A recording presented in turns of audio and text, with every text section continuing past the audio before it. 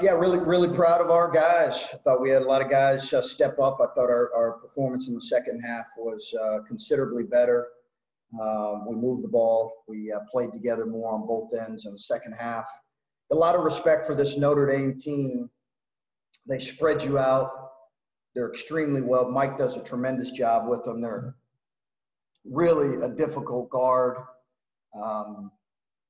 And we struggled guarding them, quite honestly. We just did. We struggled guarding them for the whole game. And we're going to have to get better at that. But give Notre Dame a lot of credit. A lot of respect for their players. Obviously, Dane's a local kid. He's a tremendous player for them, really coming into his own as a junior. So it was a tough, hard-fought road win, and our guys responded. I thought we really played some really solid moments in the second half, and a lot of contributions from a lot of guys. So it was a great team win. All right, we'll open up questioning with Bruce Hooley. Yeah, Chris, no surprise you're undersized, but you're going to play some teams that have bigs like Garza and Kofi from Illinois. They start 6'11", 6'10". Just the challenge of playing as small as you are all season long, and how you were able to do it tonight, and maybe delve into EJ being the guy who got most of it done inside. Yeah, I think, there's no question that the difficult thing tonight was they were playing a shooting five, Bruce, for large segments of the game, which is why we weren't able to play Zed as much as I would normally like to play Zed. But I think that dictated that a little bit. There's no question. Yeah, we've got some undersized guys at some spots, but I do think that EJ's quickness, his offensive versatility, his ability to block shots, and impact the game as he continues to get in game shape and game fitness. He was tremendous in the second half. Tremendous. And, we had a really honest heart-to-heart conversation there at halftime because we need him to be good for us if we're going to be good. Was it a conversation or was it a soliloquy on your part? He is one of the best kids I've coached. He is a tremendous kid. We've got so many great kids. Having said that, he took it, and it was pretty one-sided. But he is a tremendous kid. He responds in those moments, and, man, I was proud of him. What did you find with Jallow instead of Kyle? Why did that work? Well, it was the way they were playing and us switching ball screens particularly. They had 14 who they played at the 5. I did not anticipate playing Musa much tonight. I wasn't even sure I was going to play him. But this game required his defensive IQ and his ability to switch and play and guard different people. We don't win the game without Musa Jallow tonight, obviously. He's got to keep building on that, and hopefully we can keep him healthy. Up next, Brendan Gulick. Coach, congrats, man. Big win. I'm interested if you can maybe contextualize this second half for us a little bit in terms of a measuring stick where you guys can be, because we look at the stats and see 56 points, only 2 turnovers, 16 of 18 at the free throw line, huge defensive stand at the end of the game. Is that as good as you guys can play, or are you looking at the second half and saying, gee, there's still some places that we can get better? We've got to play a lot better throughout the course of the game for the full extent of the game. And I think we've got new parts and still young guys. EJ's still a sophomore. He's our second youngest player. So having those guys, we are very much a work in progress. So Brendan, to your question, I just think there's so much that I think we're going to take from this game and say, this was really positive. We're also going to look at it and say, man, for us to be good in the best league in the country, and I don't know what the Big Ten did tonight in the Big Ten ACC Challenge, but for us to go and be good in our league, we've got to make some improvements. And if I know this group so far, they're going to embrace that. And real quick, obviously you shot the three well to start the game. Didn't take many free throws in the first half, but in the second half, Durham fouls out. He picks up 4 fouls fairly quickly for 4 fouls. And not having his size seemed to make a big difference for Notre Dame. Was that a point of emphasis for you guys to try to go at him? I think it helped, certainly on our offensive end.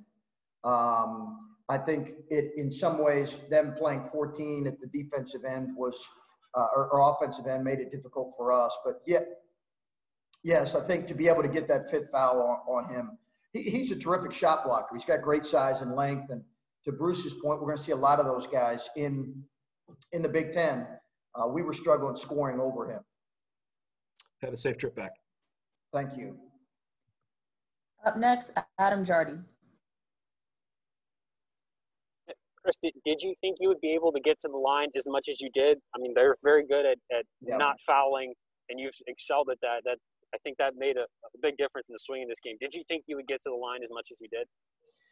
Yeah, it's a good question. I wasn't sure that we could do that, but Justice does it pretty well.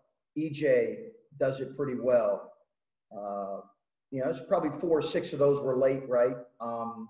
But the fact that we were able to get there with those 2 guys that are important offensive players, it's kind of what they do.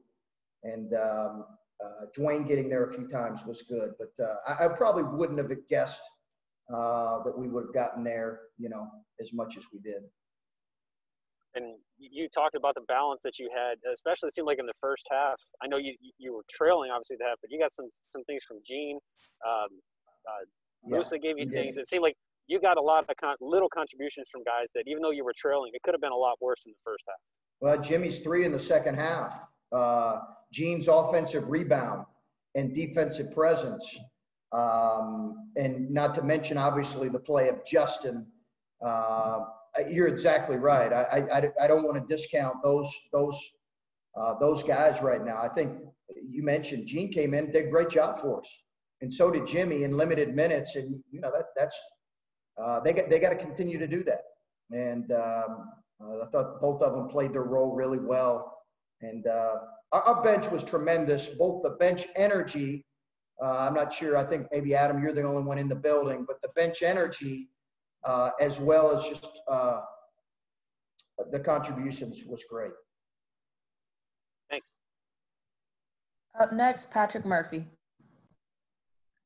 Chris, how often, or I guess when do you decide going into the locker room that you need to have those type of conversations like we did with EJ tonight? Because I don't imagine that happens every game. I just thought I thought he was, not much, but he's a sophomore, right? So, and he's one of our best players. So I think those conversations are going to happen throughout his sophomore year. He needed to play better for us. He is a terrific player. He's a terrific player. And as a sophomore, he's got to be consistently a pretty good player for us, night in, night out, if we're going to be good. So I thought he responded with some real grit and determination. I'm sure those conversations will happen again. And as mentioned, you guys shot the 3 well, which is something we talked about in some of the previous games.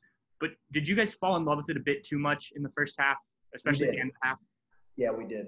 Yeah, we have not closed the halves very well in some of our games.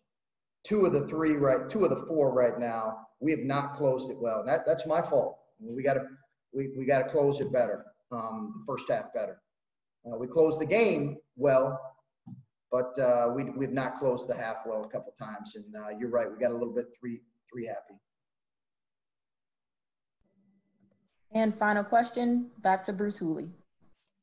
Chris, I know there's always a trade-off with Justin in the game, defensive, offensively, but he really came up big in the first half for you. How do you make that judgment on when to continue with him? I guess other guys were providing the offense, so you could afford not to rely on him as much in the second half.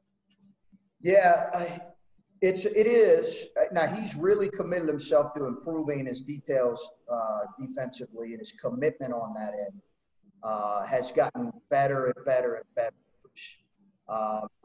So I think he's got to continue to do that for us. But you're right. We need his ability to stretch the defense and just play, just play the game. He's got a really good feel for the game. There is a trade-off at times, but he's got to mitigate some of that trade-off. And he's capable of doing that as he continues to improve in the areas of just physical defense and rebound. You spoke before this game of the challenge of going on the road for the first time. This is as close as you'll get to approximating that experience, just in hindsight, quickly to evaluate it. Yeah, it's hard I can't at this point, right? It's not like playing on the road against a Notre Dame team, the caliber that they are, at a full house that they would have. It's not that, I'll be the first to admit that. It doesn't mean that we're not going to appreciate it. But when they were up 11 in the second half or making runs like they were, I think that certainly the energy, there was some fans in the building, and you heard them, but certainly the energy was a little bit different. But having said that, we certainly won't give it back. We'll enjoy it and appreciate it for what it is. And like I said, we would wish Notre Dame a really good season. I'm excited to follow them, and obviously Mike's terrific, and yeah, we're going to enjoy this. All right. Thank you very much, Coach, for joining us. Safe travels back. Okay. Thank you, guys. Take care.